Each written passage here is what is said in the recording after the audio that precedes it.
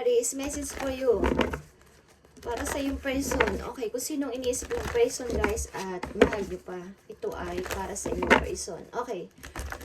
I need one message dito para sa yung person. Anong kanilang situation and maaring plano and feelings sa inyong relation. Okay.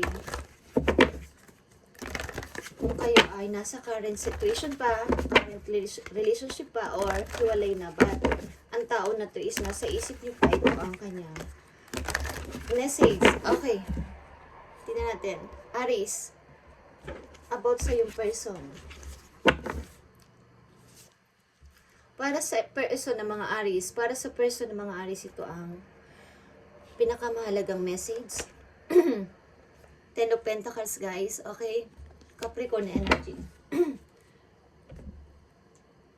Ang yung person, guys, is, workaholic.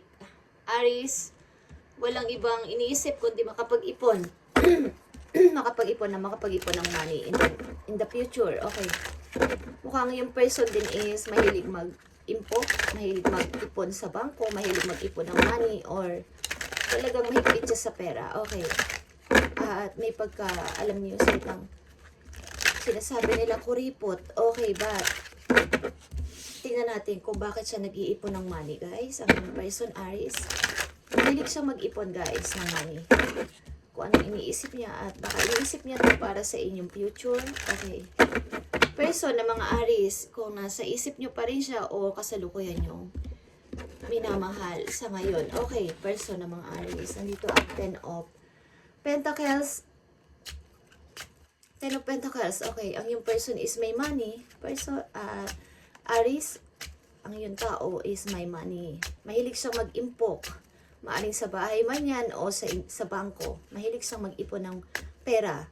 Okay, Aries, person nyo, Ten of Pentacles is here. Page of Pentacles. Meron siya kasing gustong gawin. Want niyang maybe magtayo ng business. Okay? Meron siyang gustong gawin, guys. Kaya siya nag-iipon ng money. Okay, person ng mga Aries, Ten of Pentacles. Yeah. Nakita nyo to? Page of Pentacles and Nine of Pentacles is here. Meron siyang gustong ipunin na malaking pera. Meron siyang gustong i-build. Maybe, hindi ko alam kung ito ay negosyo, okay? Ang yung person, mapag-impok ng money. Aries. Aries, ito ay general reading, guys. Tingnan natin kung bakit niya ginagawa ito, okay? Mapag-impok ang person, guys. Aries, Ten of Pentacles is here. Para sa yung person, Ten of Pentacles is here. Para sa yung person, ano to? I need one message dito. Sa Ten of Pentacles, Ten of Coins. Ace of Arrows, guys, or Ace of Sword is here.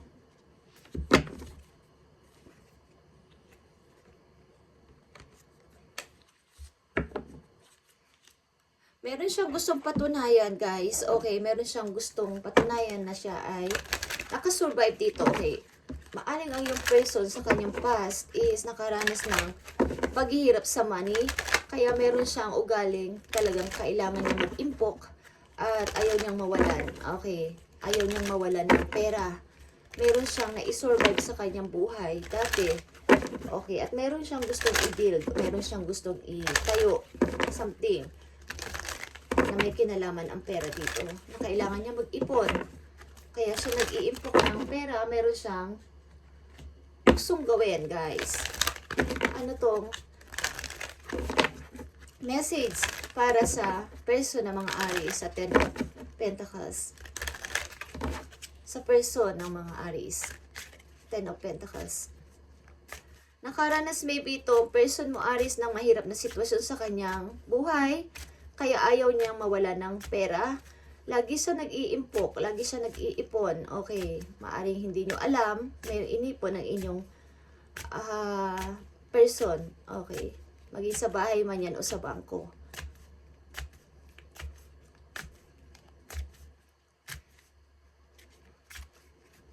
Parang iniisip niya to sa kanyang future o sa inyong future. Okay, person ng mga Aries. Ten of Pentacles is here. Clarity. And this is a clarity din, guys. Ang Ace of Sword. Ang Ace of Sword is also clarity. Okay? Take time to think about your situation to gain clarity. At meron dito, alam niyo yun, yung mga idea. Okay? Communication, idea. Meron siyang naiisip na bagong idea. At iniisip-isip niyan, guys. Kaya siya mahigpit sa money. Meron siyang mga situation na pinag-aaralan. This time, ang yung person, Aries, at meron siyang gustong patunayan na kailangan niya itong gawin. Okay. 40s, 50s. Okay. Meron siyang naiisip na idea o nagising siya sa sa pagkakahimbing niya na kailangan kong mag-start ng business. Okay, kailangan kong mag-start ng negosyo, okay, or mga idea na iisip niya, okay. Tingnan natin, pinag-aaralan niya, guys, at alam niya ang ginagawa niya, Aries. Okay, Aries, message sa yung person at sa iyo na rin. Okay, ano to? Nag-iimpok ang yung person. Nakikita niyo din tong Ace of Sword dito. Okay. Triumph success ito, guys. Maring itong person talaga nito is mayroong napagtanto. May napagmuni-munihan sa kanyang sarili na kailangan ko mag-impok. Meron akong gustong pasimulan. Okay. Meron siyang biglang naisip. Alam niyo yung biglang nag-ano sa kanyang mind. Okay, maring hindi niyo to alam, Aries, ang yung person is maraming ipon. Okay. Person na naiisip nyo or current yung karelasyon. Ito ang message. Okay, about dito sa 10 of Pentacles. Description. Okay, guys. Maaaring may gusto siyang pagbabago na gawin sa kanya sarili at pagod na siya sa same situation. Aries, ang yung person may gusto siyang i-start. Okay. Kung ito ay nagtapos na relation nyo, ang person na to ay natapos na ang relasyon nyo, ang yung person sa ngayon is nag-i-impok ng money o may impok na money at may gusto siyang i-start. Gusto niyang makasurvive, okay, at iniisip niya ang kanyang future. Okay, kung kayo ay hiwalay na ng person na to. At kung hindi pa kayo hiwalay ng person na ito na nasa isip nyo, Aries, is ang person mo is may magandang naiisip about sa inyong future na makapag-start ng negosyo maybe. Okay. At pagod na siya sa kanyang same situation maybe. Okay, Aries, tingnan natin ang description or 10 of Pentacles dito. 10 of Pentacles para sa mga person na mga Aries. Okay.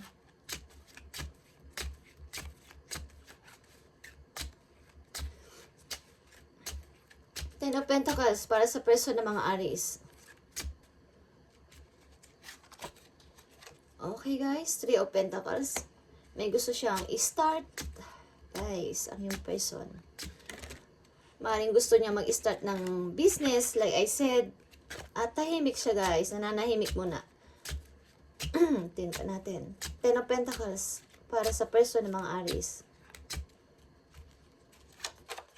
9 of Swords. 2 of Pentacles. Okay. Mukhang nahihirapan din siya dito. Okay, guys. Sa kanyang plano na to. But gusto niya mag-start.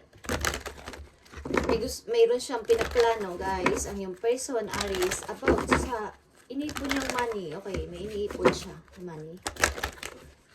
Kung kayo hiwalay ng person na to, ang tao na to is mayroong isip-isip sa kanya sarili na kailangan niya mag-start ng kahit ano para makapagsimula kasi wala ka na, Aries, or hiwalay na kayo, okay. So kung current situation nyo pa to, current karelasyon nyo pa, ito pa ang karelasyon nyo, ang person na to, guys, is malamang at sa malamang ay nag-iisip ng inyong future. Okay, meron siyang pag-isipan na kailangan nyo mag-start ng kahit maliit na negosyo, okay.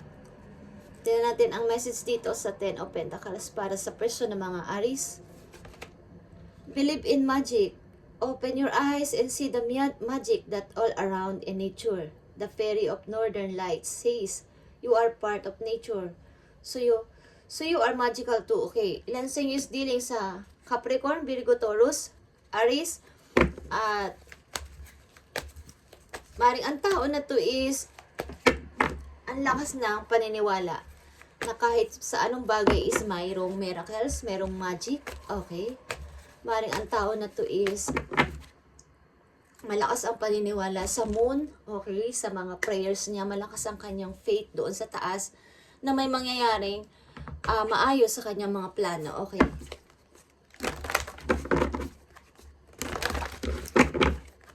Mukhang dealing kayo sa earth sign, Aries, okay. Sa mga taong palaisip ng about sa negosyo, Aries. Okay, Aries, tingnan natin ang believe in magic. Aries, person namang Aries. 9 of Wands. Suffering in silence, guys, is here. Maring mga kayo ay naghiwalay, guys, dito. At ang tao na to is nag-iisip-isip about sa kanyang future, about sa kanyang paano na siya pagtanda niya. Okay, wala siyang ipon at wala ka na rin sa kanyang tabi. Okay. So, meron siyang mga naiisip na idea this time para sa kanyang sarili, para siya ay makasurvive. Aries, okay. At kung kayo nasa relation pa, ang tao na to is maaring nakikita niyong tahimik at may mga plano siyang iniisip, guys. Okay, kaya sa tahimik at kuripot sa inyong money. Okay. Thank you and God bless, Aries, at pagpalain kayo ni Lord.